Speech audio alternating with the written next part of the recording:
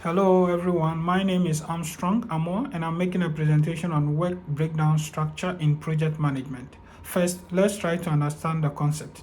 The Project Management Book of Knowledge Guide 3rd edition defines work breakdown structure, also called WBS, as a deliverable-oriented hierarchical decomposition of the work to be executed by the project team to accomplish the project objectives and create the required deliverables. It organizes and defines the total scope of the project. Each descending level represents an increasingly detailed definition of the project work, and this according to the Project Management Institute 2004 and Webster 1994.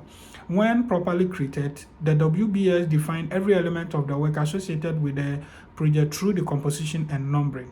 The WBS is like the skeleton of the entire project. Therefore, changing any aspect of it will cause a change in the scope, the formation of the project team, and overall activities of the project team. And this according to Brotherton and others 2008. Let's discuss why the WBS is such an integral aspect of the overall project, why it does change, and who is authorized to make modifications to it. Jones 2007 mentioned that the WBS is an integral part of the overall project because it helps to prevent work from slipping through the cracks. Again, it provides the project team members an understanding of their pieces, an understanding of how their pieces fit into the overall project management plan, and gives them an indication of the impact of their work on the project as a whole. The WBS facilitates communication and cooperation among the project stakeholders. It is actually the foundation of the whole project, and that's according to Devi and Reddy 2012.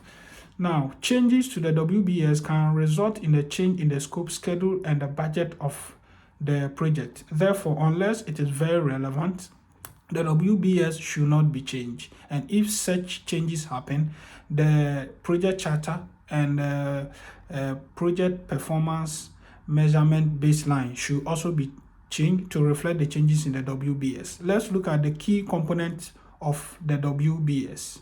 Now, we have terminal element, we have WBS coding, WBS dictionary, level of effort, result-oriented tree, contract work breakdown structure, project summary breakdown structure. We have statement of work, project schedule, basis of estimate, resource breakdown structure, risk breakdown structure, and organization breakdown structure. And this is according to Bergate 2018 and Sopride and others 2018.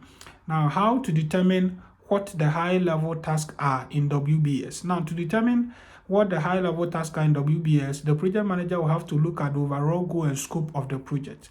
The manager will also need to look at the customer's expectation about the final project. Now, this recommendation is according to Lucas 2022.